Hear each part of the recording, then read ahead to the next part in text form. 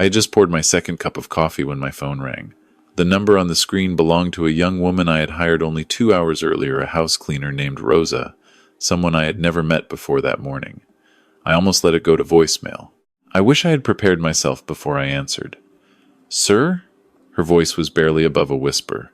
"Sir, I'm sorry to bother you, but I think you need to come here. Right now." I set my coffee down. "Rosa? What's wrong?" "There's a sound coming from the basement." She paused, and I could hear her breathing fast. I knocked on the door down there and... "Sir, something knocked back." I had not been inside my son's house in nearly 4 months. That alone should have told me something. "My name is Harold. I am 67 years old, retired after 31 years as a licensed family therapist in Cincinnati, Ohio. I have spent my entire career sitting across from broken families, listening to the things people do to one another behind closed doors. I thought after all those years that very little could shock me anymore. I was wrong. My son Robert is 42. I raised him alone after his mother passed away from a stroke when he was 9 years old. I worked evenings, weekends, holidays, whatever it took. I coached his little league team. I drove him to every school play, every science fair, every college visit. I thought we were close. I thought I knew him. He married his first wife, Carolyn, when he was 28.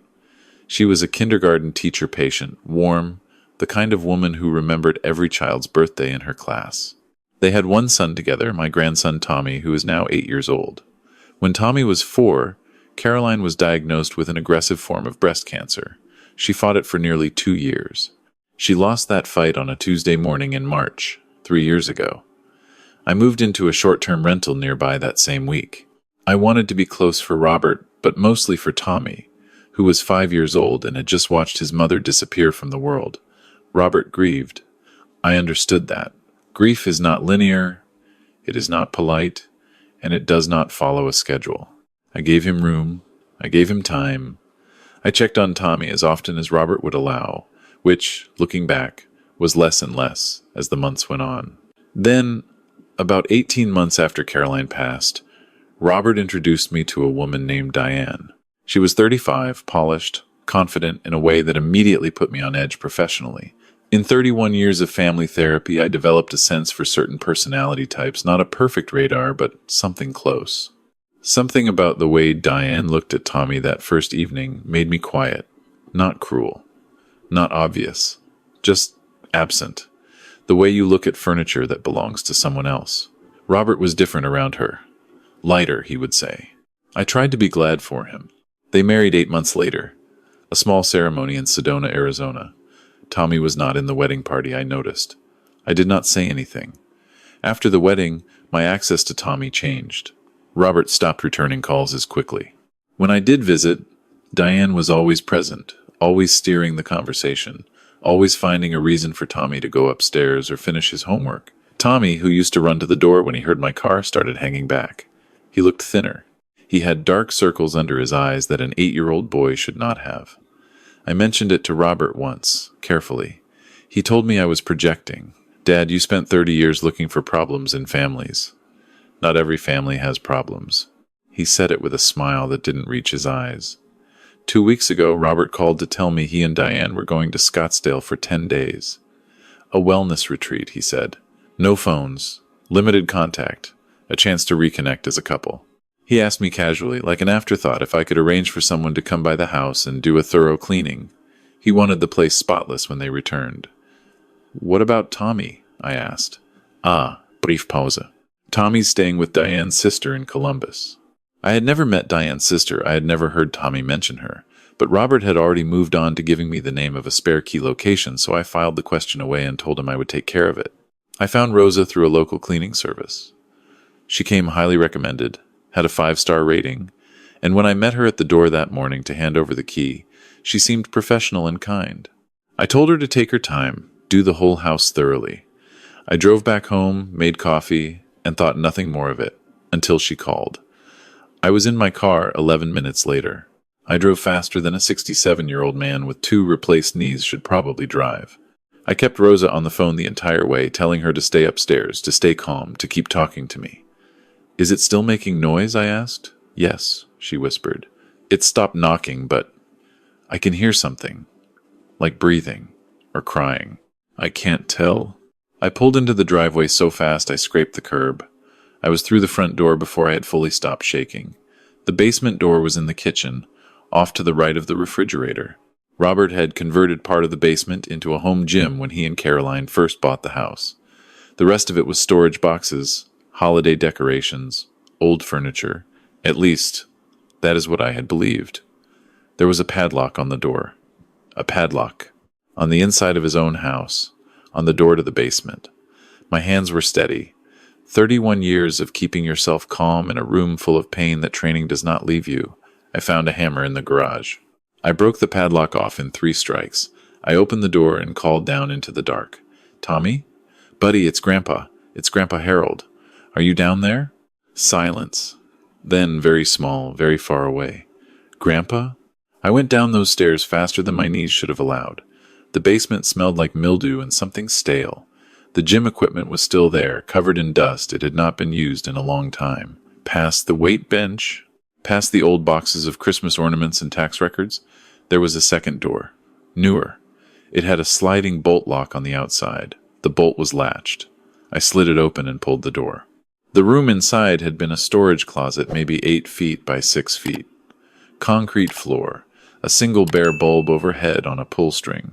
There was a sleeping bag on the floor, a plastic bin that had been used as a bathroom, and a shelf with some protein bars, a half-empty case of water bottles, and 3 library books with the spines cracked from rereading. Tommy was sitting in the corner with his knees pulled to his chest, squinting against the light from the open door. He was wearing the same clothes he had been wearing the last time I saw him, 3 weeks earlier. He was pale, he was thin, his hair was matted on one side, and when he saw my face, he started to cry so hard, his whole body shook. I crossed that room in 2 steps. I sat down on that cold concrete floor and I pulled my grandson into my arms and I held him, and I did not let go for a very long time. He was dehydrated. He had been down there for at least 6 days based on the water bottles remaining. He had been counting days on the inside of the closet door with a pen 6 small lines scratched into the paint. Rosa called 911 while I held Tommy. I called 911 myself and stayed on the line until they arrived. I called my own doctor, a close colleague, and asked him to meet us at Cincinnati Children's Hospital. Then I sat on that basement floor and I asked Tommy, very gently, what had happened. He told me that after Robert and Diane left for Scottsdale, Diane had told him the night before they departed that he needed to sleep downstairs for a few days, that it was temporary, that Grandpa Harold would come check on him. He believed her. He was 8 years old and he believed the adult in his life. They left the next morning. They did not come back. The protein bars and water had been left on the shelf before they locked the door. Enough to survive, not enough to live. I thought about how Robert had asked me to arrange the cleaning. I thought about how casually he had mentioned it cleaned the whole house, including the basement. He knew Rosa would find Tommy. He had built in a safety net, but one made of the flimsiest possible material. A stranger, a cleaning service, a grandfather who wouldn't ask too many questions until it was almost too late. I have sat with some of the worst things human beings do to each other. I have held that professional distance like a shield for 3 decades. Sitting on that basement floor, I could not find the shield. At the hospital, Tommy was treated for mild dehydration and malnutrition. The pediatrician who examined him documented everything meticulously, photographed everything, and filed a mandatory report with Child Protective Services before I even made it to the waiting room. The on-call social worker arrived within the hour. I called Robert's cell phone. It rang 4 times and went to voicemail. I called again. Voicemail. I sent a text that said only, "Call me immediately. It's Tommy. He's in the hospital." He called back in 20 minutes. "Dad, what's going on?" He sounded annoyed, like I had interrupted something. "Your son was locked in the basement closet." I kept my voice very flat. "He has been there for 6 days. I am sitting in Cincinnati Children's Hospital right now. There are police officers here, there are CPS workers here. I need you to understand what I am saying to you." The silence that followed lasted a long time. He wasn't supposed to be. We made sure he had... Robert. I said his name once. Don't. Not to me. He and Diane returned from Scottsdale the following morning, not because they rushed home in panic, But because the hotel called them after receiving a call from police requesting they return voluntarily or face a warrant, they arrived at the precinct in the same resort-branded sweatshirts, tanned, Diane still wearing her airport sunglasses indoors. The detective who led the interview told me later that Robert's first question was whether the charges were really necessary given the circumstances. Diane said very little. She had, it turned out, done quite a bit of thinking on the plane ride home. The investigation uncovered things I had not known. Caroline's life insurance policy had named Tommy as the sole beneficiary of a trust, a substantial amount, structured to be managed by Tommy's legal guardian until he turned 25. Robert, as Tommy's custodial parent, had been managing that trust. Over the 18 months since he married Diane, withdrawals from that trust had purchased a new car registered in Diane's name, paid for the Scottsdale Wellness Retreat, covered 3 other vacations I had not known about, and quietly funded a lifestyle that Robert's salary as a mid-level logistics manager could not support. When I learned that, I sat in the hallway of my attorney's office and stared at the wall for a while. Caroline had taught kindergarten for 11 years. She had graded papers on weekends and bought classroom supplies with her own money and driven an 11-year-old Honda because she wanted Tommy's future to be secure. She had set aside her own comfort quietly, deliberately, for years, and it had been spent on resort fees and a car for a woman who had locked her son in a basement closet. I filed for emergency temporary guardianship the same afternoon the police filed their criminal charges. My attorney, a woman named Patricia, who I have trusted for 15 years, moved with a speed I have never seen from her before. She told me later she had 2 grandchildren of her own, and she did not charge me for the overtime. The emergency hearing was brief.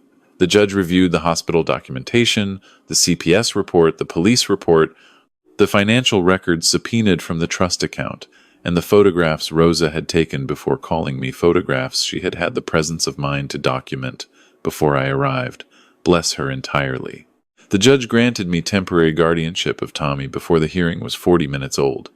Robert sat at the defense table in a gray suit that looked like it had been hastily pressed. He did not look at me once during the hearing. Diane sat beside him, and she did look at me once, briefly, with an expression I have thought about many times since. Not remorse. Something more like calculation, trying to determine how bad this was going to get. It was going to get quite bad. The criminal charges filed against both Robert and Diane included child endangerment, criminal neglect, and, after the trust investigation concluded, misappropriation of funds from a minor's estate. The financial charges alone carried significant weight. At the sentencing hearing, 4 months later, the prosecutor spent considerable time on the specific details the defense had tried to minimize. That Tommy had been confined in a space with no natural light, no bathroom access beyond a plastic bin, no ability to call for help, and no certainty that anyone was coming. That he had scratched 6 lines into the paint with a pen because he needed to know time was still moving. That he had rationed his water bottles because, at 8 years old, he had understood that what was on that shelf was all there was. The judge sentenced Robert to 4 years in a state correctional facility. Diane received 3 years, with the financial charges running consecutively. Both were ordered to make full restitution to Tommy's trust, with interest. Robert's parental rights were formally terminated at a separate family court proceeding 6 weeks later, a proceeding he did not contest, and which took less time than most people spend at a lunch break. I have thought a great deal about whether I failed somewhere, whether there was a moment, a phone call I didn't push back on, a visit I didn't insist on, a conversation I softened too much out of respect for Robert's autonomy as a parent. 31 years as a therapist, and I still turned that professional courtesy toward my own family when I should have turned it off. What I know is this. Tommy's mother left him something. She couldn't leave him her presence, her laugh, the way she apparently read every bedtime story in a different voice for every character. She couldn't leave him those things. But she had sat down with an attorney when Tommy was 2 years old and made sure, in the most concrete way she knew how, that he would be all right. She trusted the system. She trusted the people who loved him to carry it forward. I intend to honor that. Tommy has been living with me for 7 months now.